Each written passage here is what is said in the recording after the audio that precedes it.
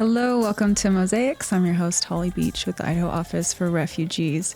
And today we're here with some members of the Ukrainian Welcome Center to hear about this amazing summer program they were able to put on for kids there and the impact that had.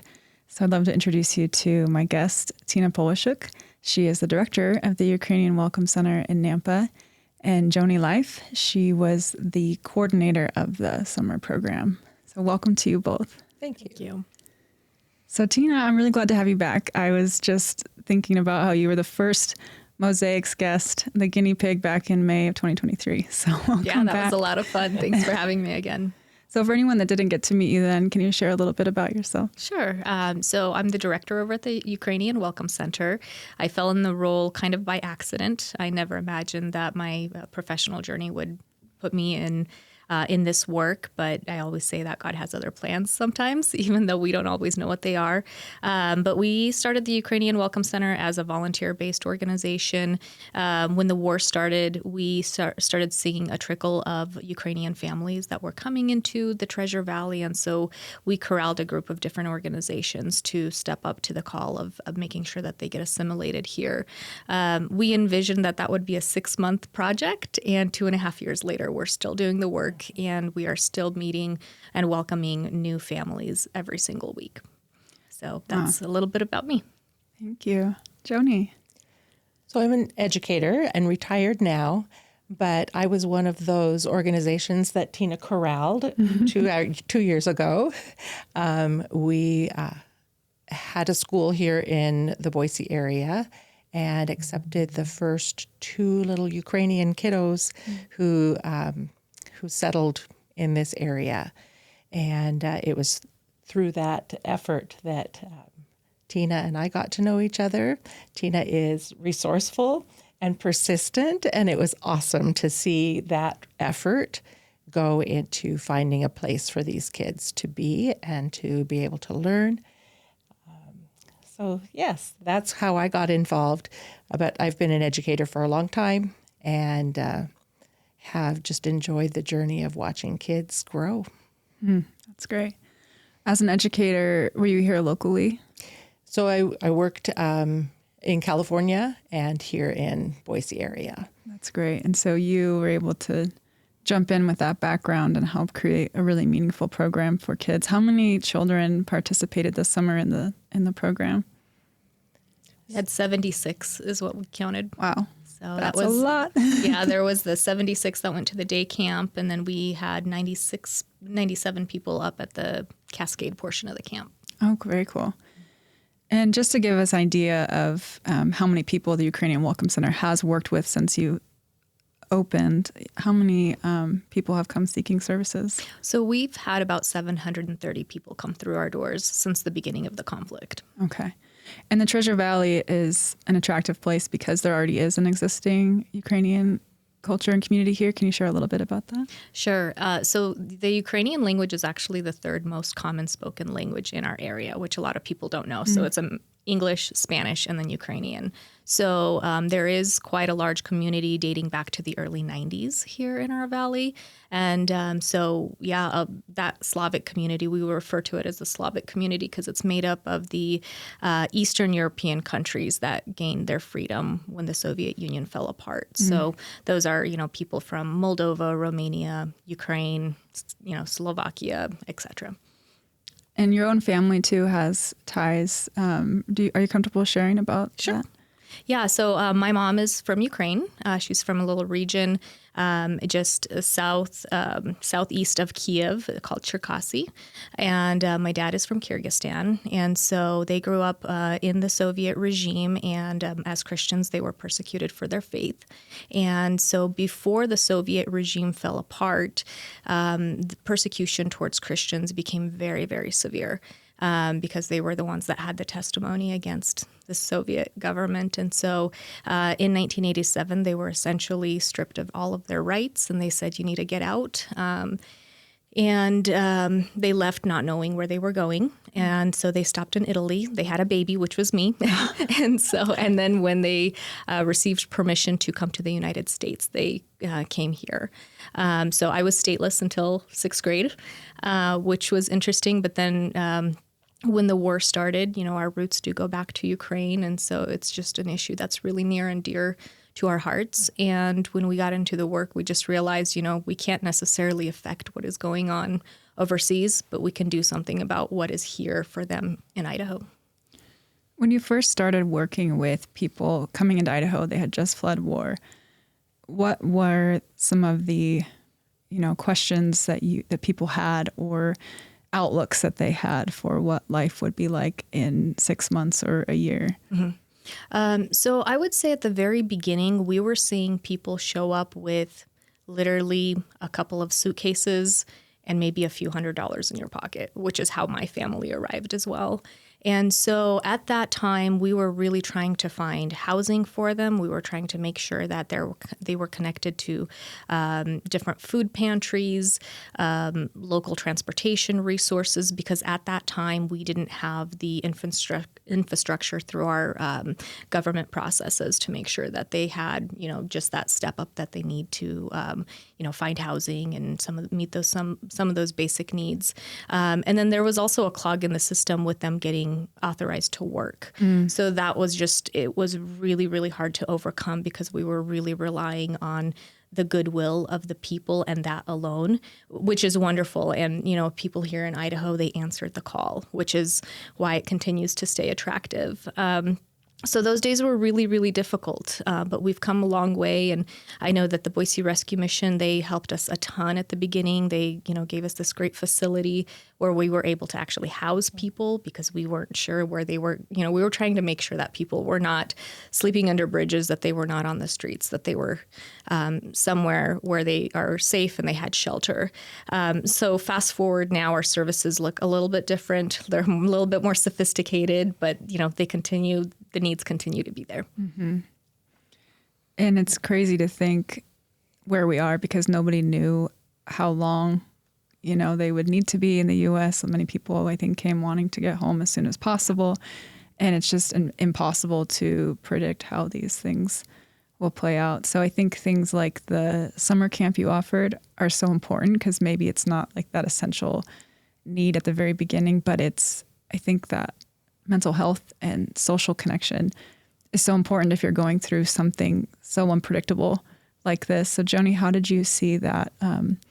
With the kid, I came and visited for a day, and obviously kids are running around, and they got the big noodles and in the big lawn that they're, playing around with, and they're making the coolest art projects. And, but you also got to just be with them through this week after week. What was that like for you? So I had a great team, first of all, and I don't know that we had very many days with actually 70-something students at the same time, or campers. They were dispersed a little bit better than that. But with that good team, we made sure that each station throughout their day was a hands-on experience. We knew language was going to be a barrier, and learning can happen through modeling and observation and trial and error, and that's what we focused on. So we did have art, some science, some engineering, and then a little bit of a language, taking the primary vocabulary words from the lessons that were going on, and then helping the students build that vocabulary. So through that process, kids were learning to feel successful about learning, being learners in a new country. It's hard enough for kids to change schools, but to change countries and not know the language is just overwhelmingly challenging. And then as the students were grouped to work on a little engineering project, or buddied up to do a collaborative art project, they began to form friendships. Just because they came from Ukraine didn't mean that they were automatically friendly toward each other. There's always that fear of rejection, I guess, and self-consciousness. So it was very good to see the kids form relationships. And then by the end of the 4 weeks of camp, people had shared phone numbers, and they were taking rides home with other families and doing things outside of camp with their friends. So I see that the purpose of our camp really was a school readiness focus as far as the grant was concerned, but the enrichment that the kids got through their relationships and their self-confidence, through being able to express, were the big takeaways. Building that confidence for the school years to come.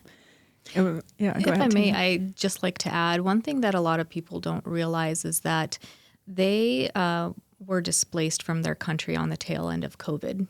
So for a lot of these children, they're going on 4 years of not having a normal educational experience. So, you take someone who's walking into one of our fifth grade classrooms.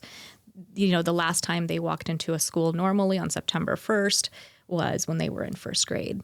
And so I think that there was that element of like, oh, okay, this is what it means to come into a setting where it's both engaging, it's fun, but it's also, academically supporting what my needs are.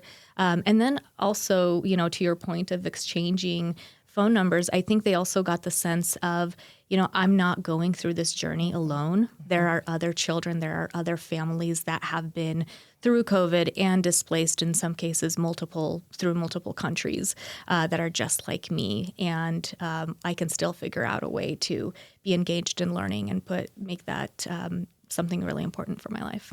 Wow, that's really cool. Tina, do you think families still feel a sense of limbo about how long they're going to be here? Or do you think for a lot of them, they want to settle here permanently now? I would say it's mixed. Yeah, there are definitely families that they want to go back. They just have this strong sense of, I am a Ukrainian and I love my country. I'm here just because I have to be safe. The other thing that comes into play is that over the 2.5 years, Ukraine has become an increasingly more dangerous place. So I would say that those families that are arriving from that Eastern Front, I think those families are going through that journey of accepting the fact that their city doesn't stand anymore, or if it does, it's so ruined that, really it's going to be a bulldozer that's going to go through that city, and that includes their homes. So I would say those that came from the East, they're starting to accept that and start internalizing, like, what does this actually mean for their future? Whereas other families that, and all of them really love Ukraine, right? Like they wish that this wasn't where they had to be, but it is where they are, and they're very grateful for being here and grateful to be connected. So it really is mixed. The part that is hard for a lot of families is that they have family over there. They have parents, they have grandparents there. They have loved ones where, maybe they initially wanted to stay, but their region just got so dangerous that now they're, making arrangements to get them over here too, even though they were determined to wait it out. So unfortunately, because of, the status of the war, it's really mixed. And, the longer people are here, sometimes we just see that discouragement growing because the war's not ending, and everybody hoped that it would by now. What do you think this process of getting to get together for these kids, did you see them being able to kind of find the space and the trust to be able to really process some of that, what they were going through? So we had an amazing art teacher who helped the kids express their feelings through sometimes individual art, but mostly collaborative projects. That process allowed kids to see that somebody else might be expressing, maybe it was that they playing soccer, or maybe it was that they are missing family members. And then that next child who would come along to add to the art piece would be able to spin off of those ideas. And they were so respectful of each other. I don't know if you've watched kids do collaborative art, but sometimes it's just, nope, that's not what I'm going to do. I'm starting over. Nobody took that approach. Everybody treasured the idea that was there and then added to it. So we ended up with this giant sunflower, and it was the color wheel. I wish I had a picture to show, but if you can imagine this sunflower that would fill a wall, and then each petal was within a color range, and we had a soccer field that was appliqued, and then a big green spider was put in the middle of that soccer field. Yay. Daisies and sunflowers for sure. We had lots and lots of sunflowers because that's the national flower of Ukraine. But that's the kind of thing that I think allowed the students to get their maybe emotions explored and expressed. I do have a picture of that big sunflower. Okay. I'll share it with this when this comes out, because it's so cool. It is so cool. So I'll add, Joni and her team also did this really cool thing where they put themes in. So, and some of those themes were things like migration, and like we took a field trip to the Oregon Trail Museum in Oregon. And so I think that also was just such a strong message to those kids and the families that, you're not the only people that have ever gone through a journey like this. This has happened in the past, and people have survived, and they've been resilient throughout this process. So just all of those themes that you guys put together were really neat and meaningful. I'm curious though, Joni, if you would share that story you shared about the boy who was going on the field trip and talked about the fields. Oh, there was most of the kids were crammed into seats so that, you couldn't have fit a piece of paper between them, and they were playing games and chatting and laughing. And this boy sat alone. He was looking at some messages on his phone and some pictures. And I said, are you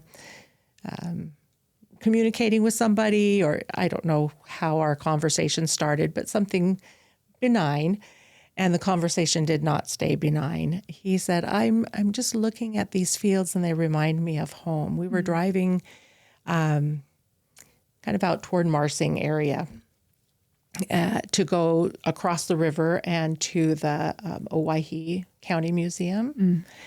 So golden fields, and it was just vast, how it is along the Snake River. Mm-hmm. And so I asked him some more questions, and he just was able to express that he's afraid he won't ever get to see that again, but that he was feeling a little bit better because it looks like home here. He was able to find that comfort from just the reminder. Wow. That's really cool you got to share in that moment with him. Mm-hmm. And that's a painful moment, but also a bit of hope. Mm-hmm. I've heard that from other people too that came from Afghanistan too, how sometimes in the mountains it reminds them of home. And it's really special to be able to find that again. How do you see that, Tina, playing out as people kind of get more settled maybe? So what we've found with not only children, but adults as well, is that it takes them time to process and get to a point where they're ready to talk about certain things. And, initially we'll have an intake with a client, and sometimes there's a breaking point. And for every person, it's different. Sometimes it's 6 months, sometimes it's a year. But when you can have that level of trust with the individual to be like, okay, this is a safe place where you can actually talk about this, and you can, we'll cry together about your journey, we'll support you, we'll make sure that you're connected. So, it does give them a sense of hope that there is life beyond, this huge change. But that processing time, I think, was really powerful in the kids camp particularly. And I'll share a story where we were actually on our way back from Cascade, and there was a couple of kids that drove up with us in our RV. And so after 3 days of being in Cascade, it was just at the very tail end. It was the last 20 minutes. We were already getting into town. And he shared the story about how he personally, with his family, it was a boy, I think he was maybe 8 or 9 years old. We were playing Uno. And just out of the blue, he started telling me about his experience of how he and his family, they were just out and about town, visiting different markets. And at that time, he was in the next door shop. Like, he was in a shop, and then his parents were in a different shop, and the missiles started flying over. And so some strange lady grabbed him, and they went into a bunker, and they were there for several hours. Mm-hmm. And, the fact that he was able to be like, okay, I'm playing Uno. There's a person that I trust, and I'm willing to share this to help my healing journey start. Mm-hmm. And so we can get there. But it does take, experiences like this kids camp to create an environment where they can begin that processing and that healing. Mm. That's really powerful. I'm curious what you might share with other educators who work with kids that have been displaced in their past. Do you have any thoughts on what you learned from this summer that you would take with you? Some of these kids are just so studious, and they're going to get into their new classrooms and be model students. Just like kids anywhere, there are rule followers, and they're going to just conform. But there are some kids who maybe were a little more independent or creative thinkers, and through this process of losing home and having to be replaced or here, they are fighting back a little bit. Mm-hmm. And it has to be. They have to be able to express their loss and grieve that loss. But that doesn't mean that they are angry about being here. They'll accept this new location. They'll accept their new school. They'll learn. Another big encouragement for teachers here is that they shouldn't be discouraged by the lack of English. Mm. These kids are going to learn English so quickly, and they will be successful students. This year might not be their best school year, but they will get there. So just let them be, let them connect with the learning that is helping bolster their confidence, and it will come. Mm. Yeah, understanding that maybe someone acting out isn't out of being ornery. Yeah. I heard on a podcast the other day that grief is a change you didn't want. And so just, feeling that, and even as a kid trying to navigate that. What's next for Ukrainian Welcome Center? I know you have a holiday Adopt a Family event coming up. Yeah, we are definitely planning for that. And on our website, if there's anyone that does want to adopt a family, our goal right now is to have 15 families adopted for Christmas. We had 10 adopted last year, so we're hoping to, meet a new goal for 15 in total. And if anybody is interested in Adopt a Family, it's a very super simple concept. You go in and you put in some information about yourself, and then indicate how many people you'd be willing to adopt. So it could be, you can do it as a family, you could do it as an organization, maybe your business wants to do it. But if you say, we can take on a family of 4, versus we can take on a family of 10. So on average, depending on what you buy, it's usually between $75 and $100 a person. Mm-hmm. And so what we'll do is we'll match the sponsor up with a family and give you a list of their sizes, what their needs are, and then what their wants are. So something they need to get, something that would be nice to have. And then also information about whether it's critical that you meet the family versus there are some families that want to stay anonymous. So we ask those kinds of information. But if you're interested in adopting a family, please, fill out that form on the website. And our goal is to have sponsors identified by the 15th of November. And then by Thanksgiving, we'll have the family wish lists to them. Go ahead, Joni. Can I add to this? In organizing the summer camp, we just were overwhelmed, the team that I worked with, and I were overwhelmed with how generous our community is. So I can't imagine that it's going to be hard to get 15 Yeah. foster families, so to speak. But our community is so giving. And anything we asked for, whether it was lunch for a field trip, and this is lunch for 70-something kids, or whether it was a craft item so that the kids could create, it was there. And I just am very blessed and proud to be part of this community. That's so cool. One of the previous guests I had on here was sharing how she did the Adopt a Family thing with the Ukrainian Welcome Center last year and how much it meant to her. She was sponsoring a family and it just made her whole holiday season. So that's a really cool way. I know Agency for New Americans too has adopt a program. So if you guys meet your limit, there's more love to go around. Absolutely. Yep. Happy to share. Great. Well, I appreciate you both sharing your insights. Anything else you'd like to leave with people today? Just admire people who join our community and are looking at things through a different lens. I love the title of your podcast and all the different cultures that we bring together truly do make Idaho a special place.